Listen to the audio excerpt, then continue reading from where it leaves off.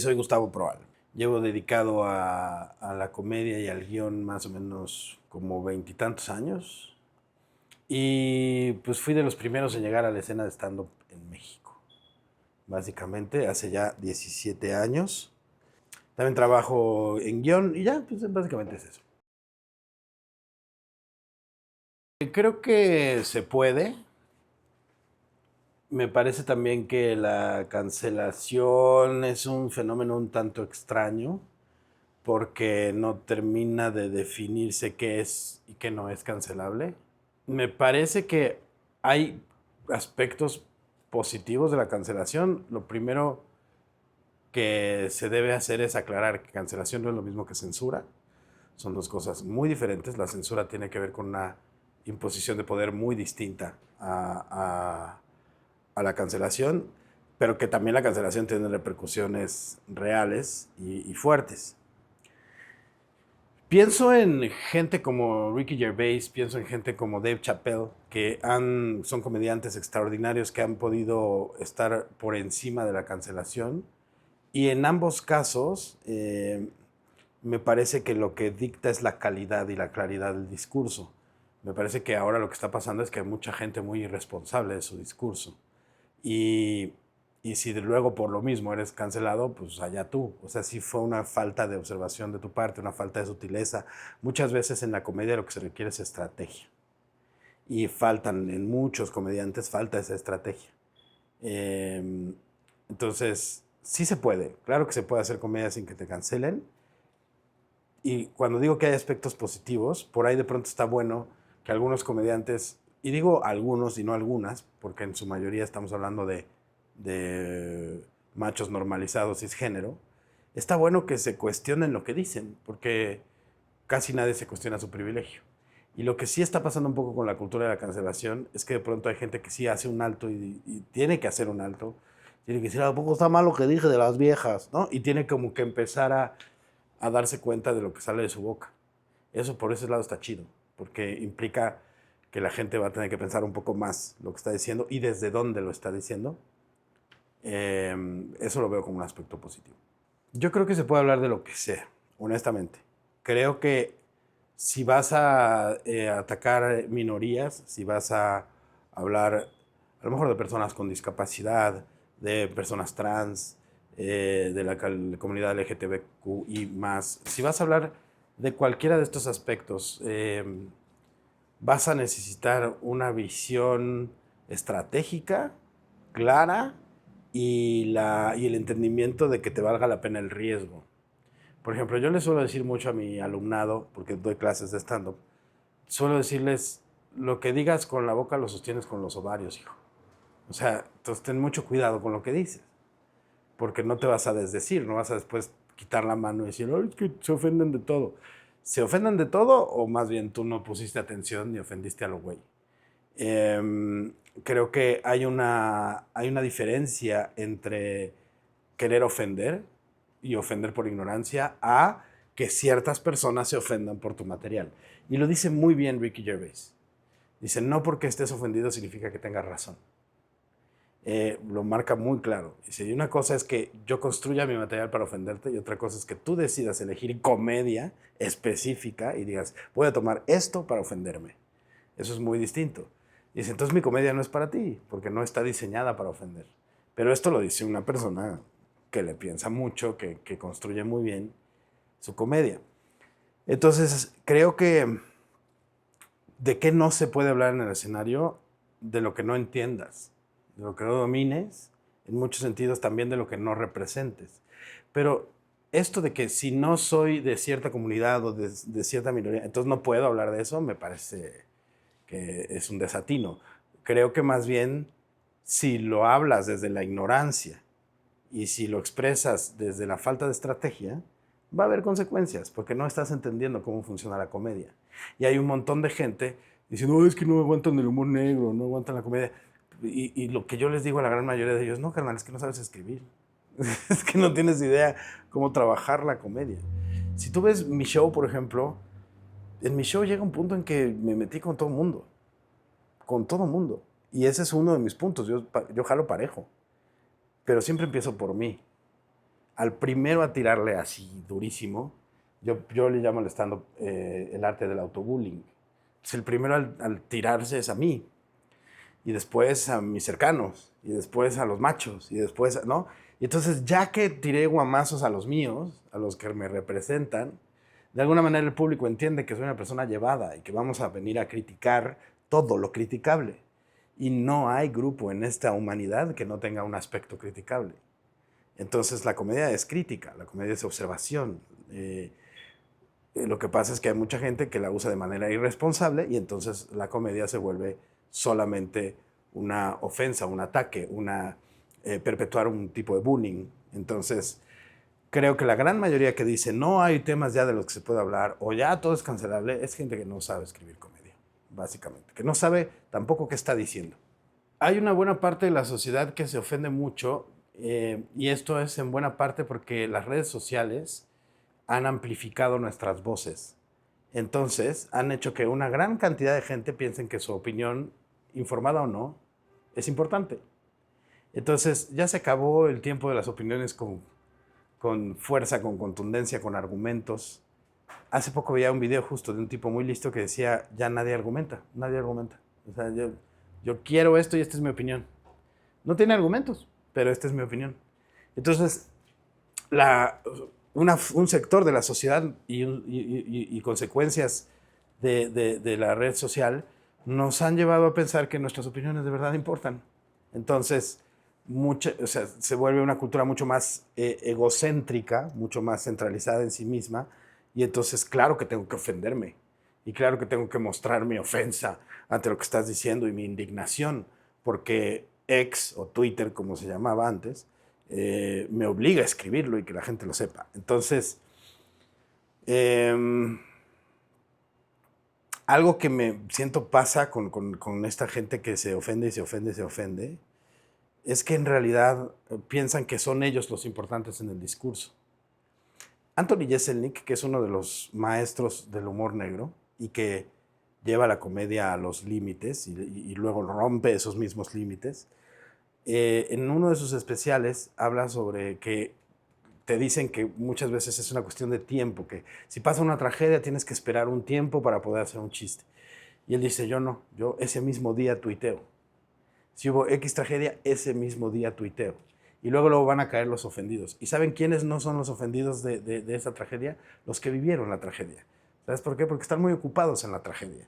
Los que se están ofendiendo no tienen nada que ver con la tragedia. Nadie que esté viviendo la tragedia en ese momento dice, espérame, ahorita en medio de esta tragedia, déjame tuitear que esto que está diciendo este tipo no está mal.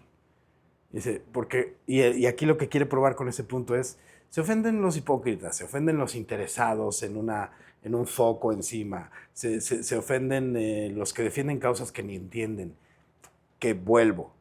Hay veces que el que nace el chiste tiene toda la intención de ofender o ofende desde la ignorancia y entonces es lógico que se ofenda a un cierto grupo de gente. Me parece que son dos situaciones completamente diferentes.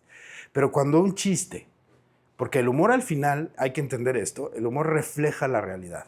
Y cuando un chiste critica la realidad, o cuando el humor es utilizado como catarsis ante las tragedias que de otra manera son inconcebibles o son difíciles de trabajar, es cuando el humor llega a su punto máximo. Entonces, pensar que hacer un chiste de una tragedia per se es malo, o destructivo, o cancelable, es no tener criterio, es no tener toda la información. Entonces, me parece que la gran mayoría de la gente se ofende porque no tiene información y porque tiene ganas de que lo vean. Y decir, miren cómo me ofendo y esto está mal. O sea, cualquier persona que tenga esa superioridad moral de decir, eso no se dice, es cuestionable. Hay que sentarse y hablar con esa persona y ver si se puede argumentar. No en todos los sentidos, digamos que pueden intentarlo. Pueden intentarlo y si son suficientes y gritan lo suficientemente fuerte, puede haber consecuencias. Pero en general, me parece que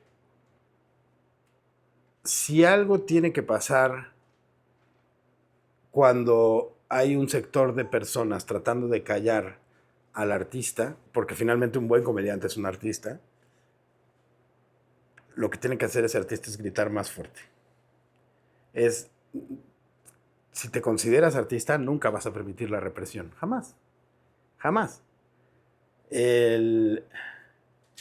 Entonces creo yo que estas personas que quieren callar sí están coarteando la libertad de expresión. No me parece que en todos los aspectos, porque al final, si tu discurso es fuerte, si tu estrategia es clara, si sabes de lo que estás hablando, tú como comediante puedes pasar por encima de ese intento de coartear la libertad de expresión. Creo también que hay que ese se vuelve un argumento que utiliza mucha gente, que ofende sin responsabilidad para defender sus discursos de odio. O sea, me parece que esa es la gravedad, que están los dos lados. Está el que quiere cancelar por cancelar, y luego también hay grupos de personas que dicen, oigan, la conversación ya no puede seguir de esa forma. También eso, también es real. Hay grupos de personas que pertenecen a minorías que están diciendo, párale, deja de burlarte de nosotros de esa forma. Y eso es completamente válido. Pero el punto es, no debemos confundir libertad de expresión con todo se vale. Y libertad termina donde la tuya empieza. Entonces creo que hay que encontrar un punto medio. También entendiendo que venimos de una comedia que por décadas fue vulgar, fue ofensiva, fue homofóbica, fue misógina. Y luego todavía hay muchísima gente que conoce esa comedia, que ama esa comedia, que sigue pensando que eso es chistoso y que no lo está manejando de manera astuta. No significa que no nos podamos reír de todo. Creo que tenemos que reírnos de todo, porque la comedia tiene un poder catártico impresionante. Pero esta gente que quiere criticar y que quiere callar y que quiere decir eso no se dice, pues está haciendo algo también muy cuestionable y muy riesgoso. O sea, me parece que la libertad de expresión es innegable y me parece que deberá hacerlo siempre y que el artista siempre defenderá esa libertad de expresión y que por otro lado tendremos que seguir analizando lo que decimos para ver cuáles son mis zonas de transparencia que no estoy viendo, que me está faltando entender y madurar. Me parece que hay que encontrar ese punto medio entre esos dos extremos. Me parece que es mucho peor el gobierno. O sea, el público, si te cancela el público, muchas veces parte de un trend, parte de una tendencia, una forma de ser, y al final de alguna forma de verdad puedes buscar la manera de darle la vuelta a eso. Pero si hay un gobierno opresor que te está diciendo no puedes decir X o Y, entonces estamos ante la censura, ya no es cancelación, ya es censura. Ya cuando hay un gobierno dictatorial o de actitudes dictatoriales, entonces sí estás en problemas.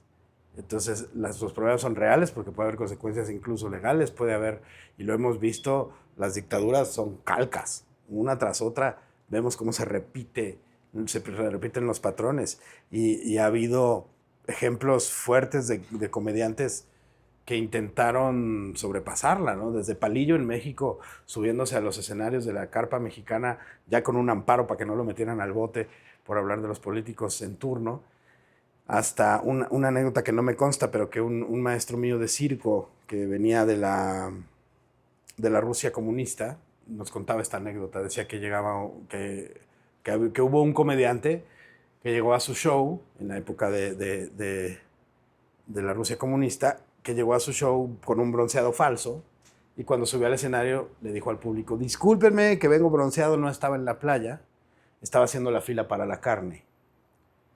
Y ese chiste, según me contaba mi maestro, le costó 10 años en la cárcel. Entonces, eso es censura.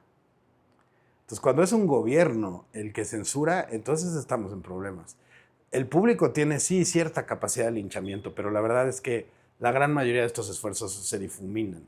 Y si fueran realmente tan impactantes como una censura gubernamental o como una censura autoritaria, sería, yo creo que ya nadie diría nada, realmente, porque entonces la censura de veras es así, da miedo. Y lo que pasa con la cancelación es que de alguna manera puedes como bypass ese rollo, puedes como encontrar la manera de zafarte de ciertos tipos de cancelación. Em, es un ejemplo de ello muy claro, es Ricky Gervais y su lucha eterna que... No Ricky, Dave Chappelle y su lucha eterna con la comunidad trans, que no es específicamente con la comunidad trans, es con un grupo de radicales de la comunidad trans que están sobres y sobres con él. Entonces, cada especial dice, ya no voy a hablar de ellos y va y otra vez les tira. Entonces, y ahí sigue, y sigue teniendo especiales en Netflix. Entonces, ¿dónde está la cancelación? ¿Me explico? Me parece que claro que existe y claro que puede llegar a extremos, pero ni siquiera es comparable. O sea, cuando es un gobierno el que te calla, con todos los instrumentos de poder que tiene, estamos hablando de otra cosa. Uno, porque quienes tienen el poder no son tan astutos como los emperadores, que sabían que se burlaban de ellos, pero decían, deja que se burlen, mientras se estén burlando no nos están atacando. Entonces son tontos, básicamente. Pero creo yo que un gobierno se incomoda porque la comedia revela verdades, verdades incómodas. La comedia está basada en la verdad. La comedia no propone las verdades. La comedia las cuestiona, las pone sobre la mesa. Eh, entonces, cuando un gobierno percibe que la comedia lo critica, sobre todo un gobierno con falta de visión o con falta de perspectiva o muy extremo, por supuesto que se incomoda porque se le ven los calzones, pues. Porque un comediante viene aquí a decir la verdad, sin tapujos. Y cuando hay un gobierno que quiere, lo que quiere es tapar verdades, pues evidentemente no le va a gustar. No le va a gustar que alguien llegue y los ridiculice.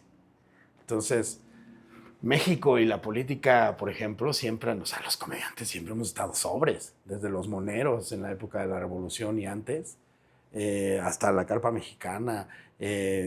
Recuerdo todavía que Fernando Luján y un grupo de grandes actores hacían comedia política a principios de los 80 en México.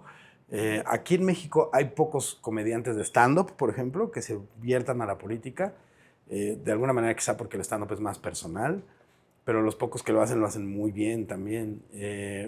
A mí, por ejemplo, no me gusta hacer humor político porque siento que es pleonasmo, porque siento que ya vivimos en una farsa política, como para además necesitar hacer una farsa sobre eso, eh, y que ya hemos alcanzado unos niveles de ridículo y de descaro que digo, pues qué tanto puede ser un chiste de algo que ya es un chiste. Me parece que los gobiernos siempre se van a incomodar cuando alguien llegue y los critique, de cualquier forma, y con la comedia es muy evidente y es muy claro el ridículo.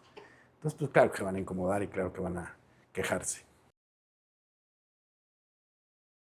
Cuarteamos las libertades, empezamos a jugar a quién tiene la razón y quién tiene la vara moral para decidir esto y sentamos las bases de la censura, pasar de la cancelación a la censura.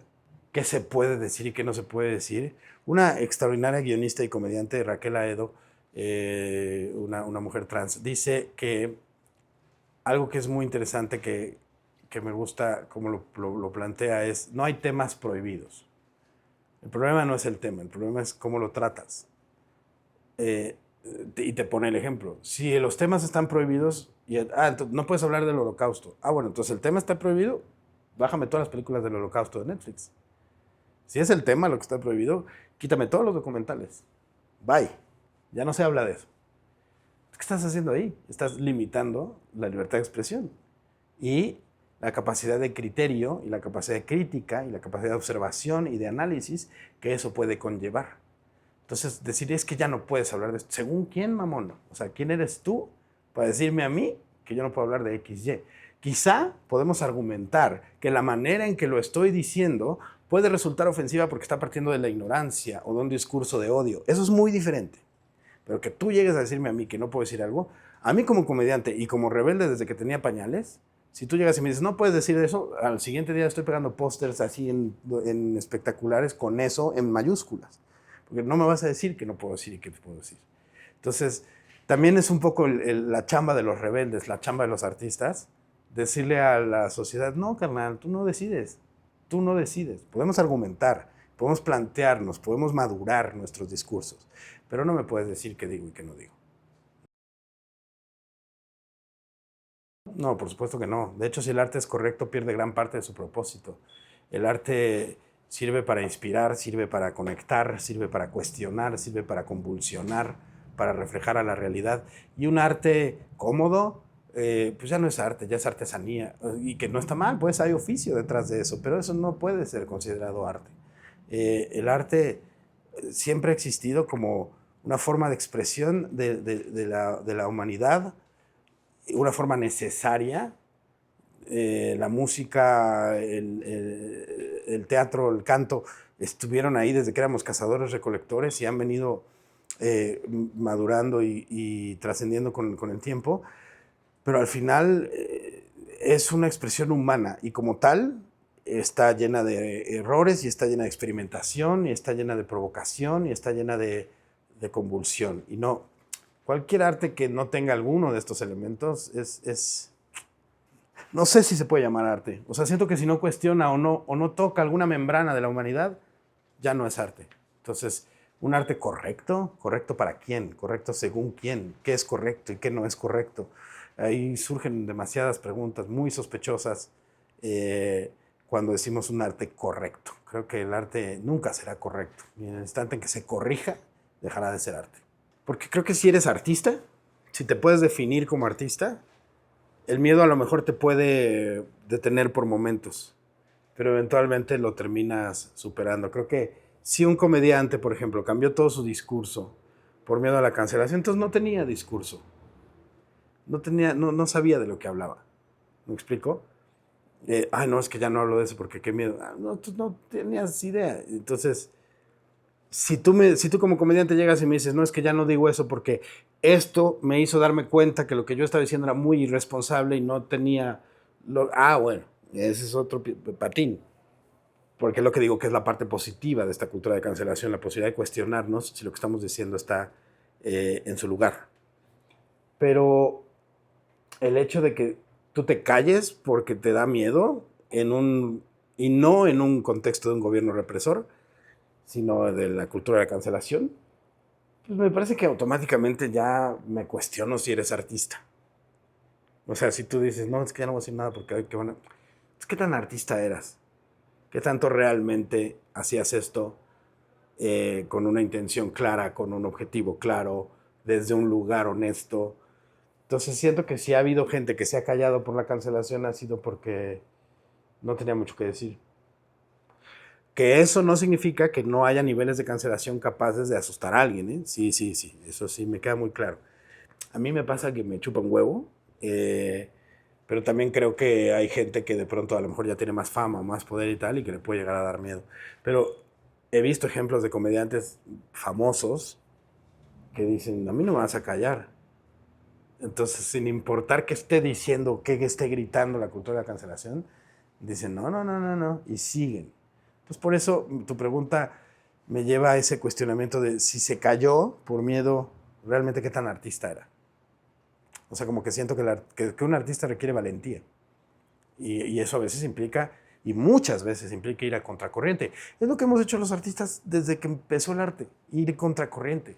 No, el artista no está esperando aguas tibias de, cárguenme saciedad. Eso no es un artista. Hay gente que entretiene, esa es otra cosa. Como un entertainer puede ser un gran oficiante, pero no eres un artista, eres un entertainer. Estás ahí para que la gente se distraiga. Pero cuando eres un artista tienes cosas que decir. Y cuando tienes cosas que decir, pues no vas a esperar a que la sociedad te dé permiso. No, qué hueva. Yo creo que no vale la pena ni siquiera intentar caerle bien a uno. Dice Bjork, que es algo que podemos reconocer que es una artista hecha y derecha. Dice Bjork, si tú tratas de complacer a alguien, a todos, ten por seguro que no vas a complacer a nadie. Y si haces lo tuyo, pues en una de esas complaces a alguien. Y qué chingón. Eh, yo creo que querer complacer a la gente me parece algo bien triste, pues. O sea, creo que se necesita un poco más de amor propio, ¿no? Y tratar de que tu arte sea complaciente. Y lo viví, ¿eh? Lo viví como artista, como comediante. Mi comedia al principio era muy ácida, muy frontal, pero también era un tanto exigente y por lo mismo un tanto elitista. Y después dije, bueno, vamos a tratar de ser un poco más, no usé en mi mente la palabra complaciente, pero accesible, ¿no? Era un eufemismo de complaciente. No aguanté ni 2 minutos haciendo esa comedia, no pude, no, esto no me representa, esta comedia infértil que tiene la intención de hacer reír porque hago chistes físicos, no me jala. A mí no me jala. A otros les funcionará y qué maravilla. Yo no puedo con eso. Entonces intenté ser complaciente 2 minutos y dije, gracias, nunca más. Y a quien le guste mi comedia, chido. Y si no te gusta, hay otros 250,000 comediantes que puedes elegir. Entonces, me parece que tratar de ser complaciente va a acabar por cuartear tu alma, va a acabar por joder tu psique un poco también. No creo que sea tan buena idea. Creo que vamos bien, pero estamos chavitos. O sea, si comparamos con el tiempo que lleva el stand-up, por ejemplo, en Estados Unidos, ya van a ser 100 años del nacimiento del stand-up comedy en Estados Unidos. Y aquí vamos para el año 18. De los primeros, que éramos 3 o 4, a todos los que son ahora. Y entonces casi que los primeros 2 años son de chocolate porque nada más habíamos 5 güeyes haciendo comedia. Pero bueno, de esos 18 años, 16 verdaderamente activos. Pues somos pubertos. Nos falta madurar una comedia mexicana, nos falta encontrar comediantes con voz más propia, empezar a generar la posibilidad de hacer comedia de nicho para sectores más específicos. Estamos verdes, pero vamos muy bien, porque el mexicano es muy bueno para la comedia. La mexicana tiene la comedia aquí en la mano y siempre nos reímos de la tragedia. Entonces, cuando llega al stand-up como esta forma más personal de filtrar la comedia, pues nos vino como anillo al dedo. Pues eso ya lo sé hacer, güey, lo hago en mi casa, ¿no? Entonces, como que al final nos dio la posibilidad de ser muy mexicanas y muy mexicanos. Creo que los primeros años sí era como rock en tu idioma, sí había muchos comediantes haciendo copias de otros comediantes sin darnos cuenta, pero también era porque estábamos muy verdes y apenas estamos encontrando nuestras propias voces. Me parece que la comedia de stand-up en México llegó para quedarse, tiene un montón de fuerza y va a seguir creciendo, van a seguir creciendo, va a seguir apareciendo figuras, va a seguir madurando. Yo creo que está convulsionado, hay muchos nuevos, muchísimos nuevos, que espero encuentren su propia voz y, y me parece que vamos bien, en el sentido de sí ha habido una parte, consecuencia de la cultura de la cancelación, que ha hecho que algunos comediantes se cuestionen lo que están diciendo y quizá cómo lo están diciendo, pero yo no he visto que cuartee realmente la libertad de expresión. Si acaso han mejorado las estrategias y eso siempre es bueno.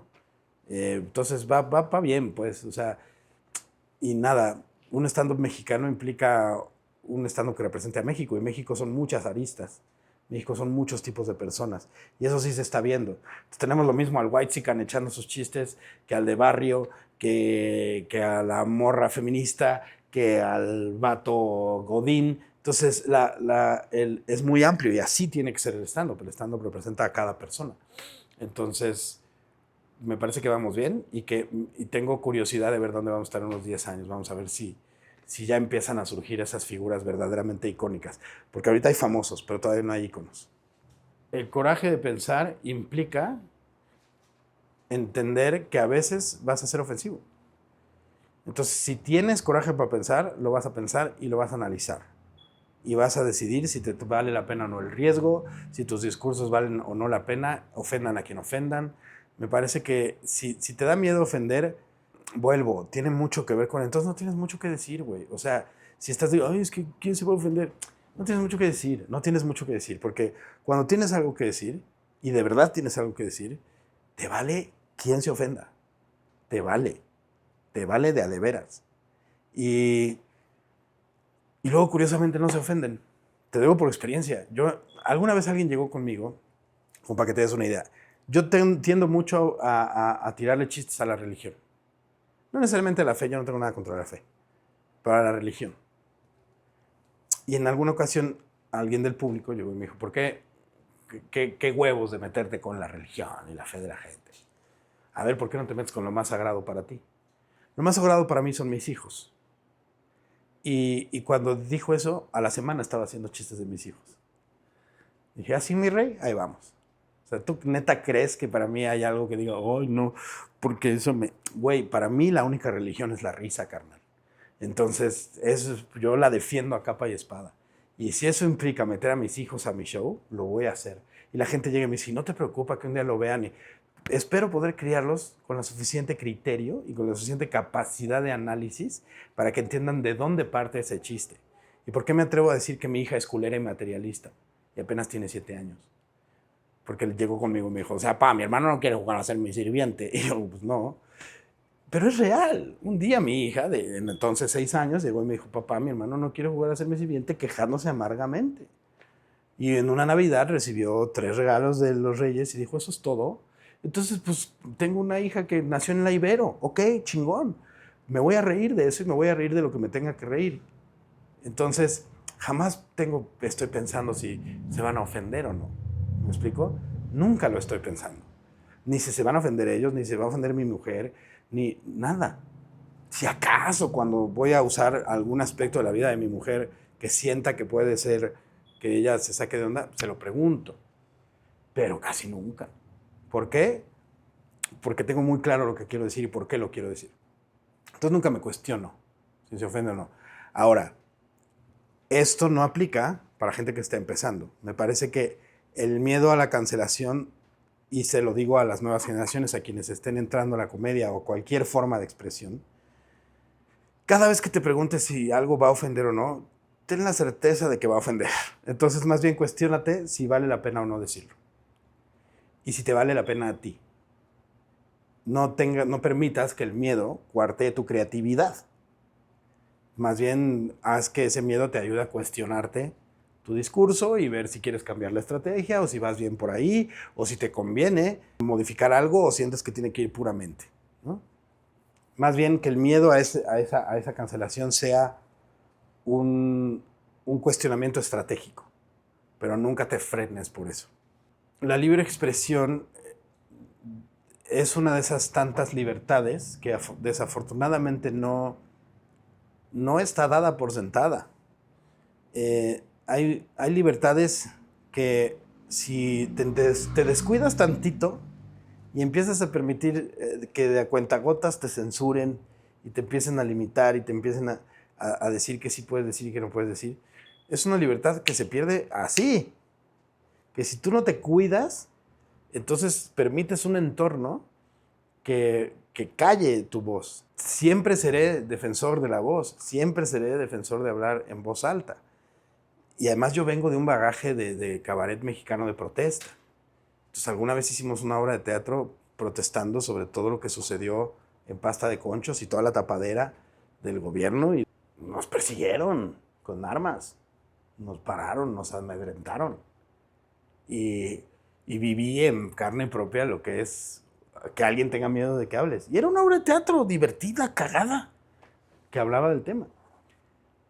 Y pues yo no me culié ni tantito. O sea, con una fusca acá no me culié ni tantito. Ahora ya me culié un poco más porque ya tengo hijos. Como los hijos te vuelven culo. Pero en general, cuando tienes algo que decir y cuando vas a defender la libertad de expresión, la vas a defender prácticamente a cualquier costo. ¿Por qué? Porque es una libertad que se pierde muy fácilmente. Mucho más fácilmente de lo que la gente piensa. Entonces, me parece que siempre tendrá que haber gente defendiendo esa libertad. Y si tú puedes y tienes cómo, defiéndela. Defiéndela, porque es el principio de la censura, justamente.